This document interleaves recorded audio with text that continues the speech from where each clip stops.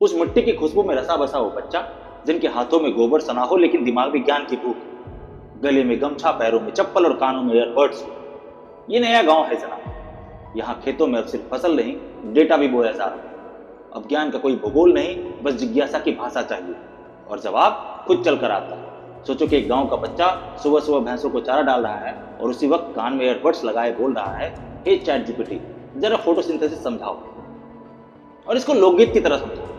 और जवाब आता है जब सूरज की रोशनी खेतों को चूमती है और पत्तियां जीवन गुनगुनाती है। जहां पहले सिर्फ सुर और बेसुरी आवाजें होती थी, अब वहां साउंड वेव की परिभाषा भी नहा रही है। जब बच्चा नहाते वक्त जीपीटी से सवाल करे, जीपीटी साउंड वेव क्या होता है, और जीपीटी का जवाब आता है जब बाथरूम में गाते वक्त तुम्हारी आवाज दीवारों से टकरा कर लौटे, वही तो साउंड वेव। और अगर माँ पीछे से चिल्लाए बंद कर ये रियाज, तो वो एनर्जी ट्रांसफर है।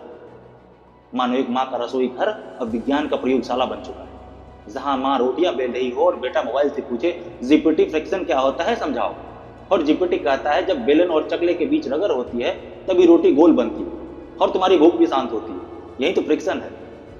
और विज्ञान अब सिर्फ प्रयोगशाला की बात नहीं, अब ये गौशाला तक आ पहुंचा है। जब बच्चा खेत में गाय के पीछे दौड़ रहा होता है और बोलता है जीपीटी न्यूटन का थर्ड लॉ बताओ, और जीपीटी कहता है जब तुम गाय को धक्का दो और उल्टा तुम्हें सिंग मार दे, यही तो न्यूटन का तीसरा गति नियम है। यानी कि हर क्रिया के विपरीत एक प्रतिक्रिया। जहां एक समय खेतों से आवाज आती थी हल ला दो, और वहां से आवाज आती है वाईफाई का सिग्नल नहीं आ रहा। एआई अब सिर्फ सिलिकॉन वैली की नहीं, मिट्टी के भी संतान बन चुका है। भैया एआई अब सिर्फ शहरों की बात नहीं रहा, ये तो पगडंडी पकड़कर गांव तक आ गया है।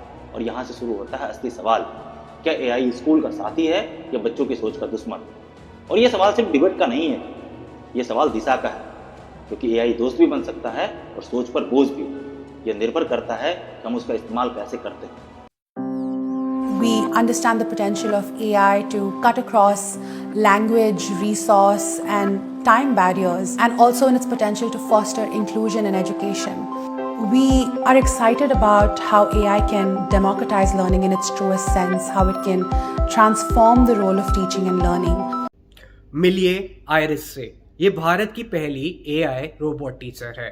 इस रोबोट को जनरेटिव एआई की मदद से बनाया गया है और इसे केरला के केटीसीटी हायर सेकेंडरी स्कूल में अनवील किया गया था। जब से एआई की शुरुआत हुई तब से लगातार ये कहा जा रहा है कि कहीं ना कहीं इसे सीखना आने वाले समय में बहुत ही ज्यादा हेल्पफुल भारतीय बच्चों के लिए भी हो सकता है, और शायद उसी की एक नजीर पेश करता हुआ ये school. The Union Budget 2025 unveiled by Finance Minister Nirmala Sitharaman on Saturday put the focus on education, skilling and technological innovation with a big push for artificial intelligence. Finance Minister announced plans for the establishments of 5 national centers of excellence for AI in education, create AI into academic and research institutions. नमस्कार दोस्तों, स्वागत है आपका एक और informative video में। आखिर ये एआई है क्या और बच्चों की जिंदगी में कैसे घुसा? एआई मतलब मशीन की सोच, लेकिन यह सोच अब सवालों तक सीमित नहीं है, यह जीवन शैली बन चुका है। आज के टाइम में हर वो बच्चा जो मोबाइल फ्रेंडली है, हर सब्जेक्ट की पूरी चैप्टर की नोट्स जीपीटी से बनवाता है। कभी सोचिए, जहां पहले बच्चे पंचांग देखकर ये पूछते थे कि आज का दिन कौन सा है, अब वहीं बच्चे जीपीटी से पूछते हैं आज का विचार क्या है।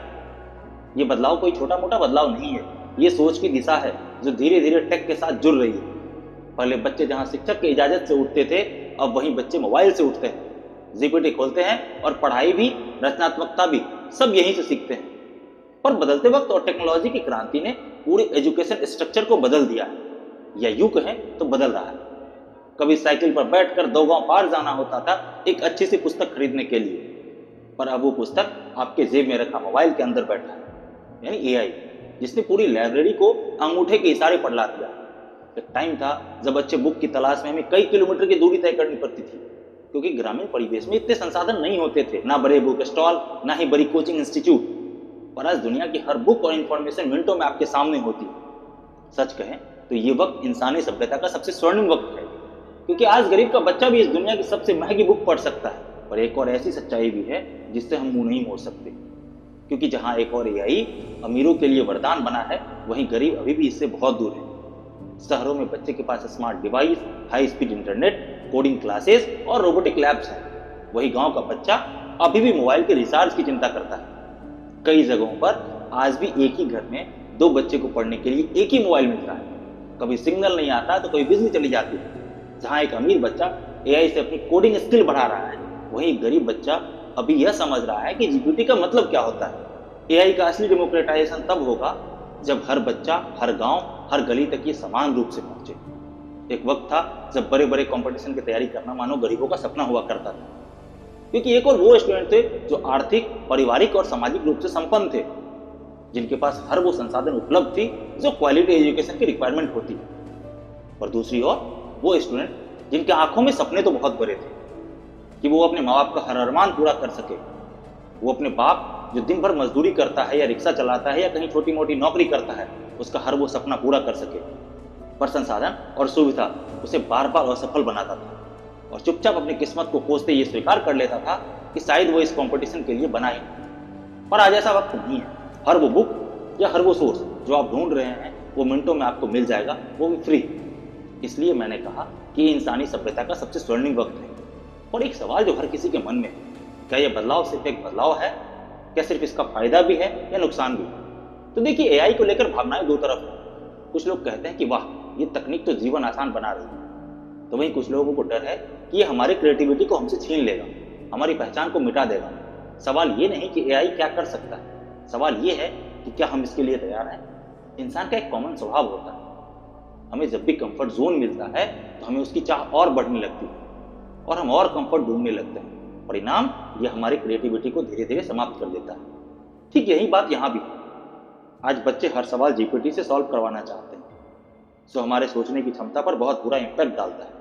यानी हमारी क्रिटिकल थिंकिंग दिन ब दिन कम होती जा रही है। जैसे एक बच्चा जीपीटी से किताब की सारांश पढ़ता है मगर कैरेक्टर एनालिसिस नहीं कर पाता।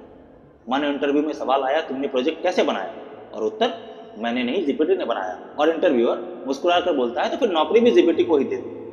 एक क्लासरूम में 30 में से 27 बच्चे मोबाइल से उत्तर पूछते हैं, लेकिन डिस्कशन में इनका योगदान 0 होता है। एआई हमारे प्रॉब्लम को आसान जरूर करता है, पर हमें अपना पूरा डिपेंडेंसी उस पर नहीं छोड़नी चाहिए, क्योंकि एआई ज्ञान दे सकता है लेकिन अनुभव नहीं। जीपीटी उत्तर दे सकता है लेकिन प्रेरणा नहीं।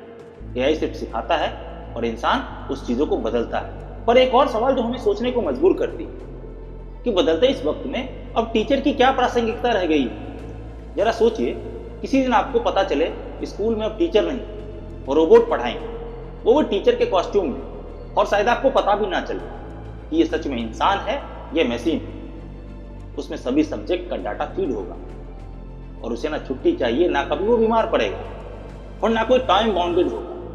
बस इंस्ट्रक्शन और काम शुरू। है ना कितना डराने वाला सवाल। क्योंकि आदिकाल से ही भारत जैसे देश में हम टीचर को भगवान का दर्जा देते आए, पर इस टेक्नोलॉजी ने उनकी प्रासंगिकता पर इतना बड़ा सवाल खड़ा किया। पर हर अंधेरे में एक उजाला छुपी होती है। इतना डरने की जरूरत नहीं। ये सच है कि अब ऐसा टाइम आ गया है जहां टीचर को उनकी प्रासंगिकता के बारे में जरूर सोचना चाहिए।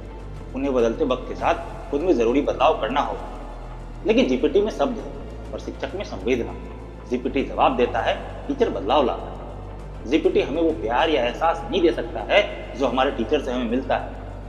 मानो एक टीचर जिससे हमें माँ का प्यार मिलता है, या जो हर वक्त पिता की तरह साया बनकर रहते हैं। बदलते इस वक्त के साथ हमें खुद में भी जरूरी बदलाव लाना हो, क्योंकि ये सच है कि जो वक्त के साथ नहीं बदलता, वक्त उसे बदल देता है। हमें एआई को रोकना नहीं, बल्कि इसे समझदारी से अपनाना है। जैसे स्कूलों में एआई एथिक्स और क्रिटिकल थिंकिंग को पढ़ाया जाए, छात्रों को एआई का उपयोग कैसे करें, गलतियों से कैसे सीखें, ये सिखाया जाए। पेरेंट्स और टीचर को भी एआई में प्रशिक्षित किया जाए, क्योंकि हथौड़ा दीवार तोड़ भी सकता है और मंदिर भी बनाता है। फर्क बस इस्तेमाल का है। एआई आने वाले समय में क्या क्या कर सकता है, हम शायद आज ये सोच नहीं सकते हैं। कल्पना कीजिए कि आप अपने खेत घूमने जाते हैं, वहाँ मोबाइल उठाते हैं और जब किसी पेड़ की फोटो क्लिक करके आप एआई से पूछते हैं, एआई आपको जवाब देता है कि मैं नीम का पेड़ हूँ, मेरी छाँव दवा जैसी होती है। या आप किसी किताब के पन्ने पर मोबाइल का कैमरा घुमाते हैं और वहाँ से ताजमहल उठकर 3D में खड़ा हो जाता है और आवाज़ आती है, मैं हूँ मोहब्बत की निशानी। यानी जब हम अपने आसपास की असल दुनिया में वर्चुअल यानी काल्पनिक चीज़ देखते हैं, जैसे टेक्स्ट, इमेज, एनिमेशन या आवाज़, ये सब ऑगमेंटेड रियलिटी कहलाता है। इसके अलावा वर्चुअल क्लासरूम यानी ऐसी कक्षाएं जो इंटरनेट पर चलती है, जहाँ शिक्षक और विद्यार्थी ऑनलाइन जुड़े होते हैं, पढ़ाई होती है, सवाल जवाब होता है, लेकिन सब कुछ सिर्फ स्क्रीन के जरिए। इसके अलावा ब्रेन वेव टीचिंग यानी इंसान के दिमाग की लहरों से पता लगाकर उसे पढ़ाना, इसको समझकर यह समझाना कि वो क्या सोच रहा है, क्या समझ रहा है और क्या नहीं, और फिर उसी के अनुसार उसे पढ़ाना। ये सब संभव है, या यूं कहें इससे कई गुना अधिक संभव है, लेकिन इन सब में इंसान की भूमिका जरूरी है। बच्चे को लर्नर से थिंकर बनाना, शिक्षा का स्कोर कार्ड से हटाकर जीवन की तैयारी बनाना। एआई आपका भविष्य नहीं तय करेगा, वो सिर्फ आपको विकल्प देगा। यह तय आपको करना है कि बुद्धिमत्ता या आलस्य। जीपीटी से मदद लो, लेकिन सोचो खुद। एआई उस परमाणु की तरह है जिससे हम पूरे शहर को जला भी सकते हैं और पूरे शहर को जला भी सकते हैं। यानी पूरे शहर में बिजली भी पैदा की जा सकती है और एक बम बनाकर पूरे शहर को राख बनाया जा सकता है। डिपेंड आप पर करता है कि इसका यूज कैसे करना। आपकी क्या राय है कमेंट बॉक्स में जरूर बताइए। अगर आपको ये वीडियो अच्छा लगा, वीडियो को लाइक करिएगा, चैनल को सब्सक्राइब करिएगा और अपने दोस्तों के साथ साझा जरूर करिएगा। मिलते हैं अगले वीडियो में, तब तक आप अपना ख्याल रखिए। जय हिंद।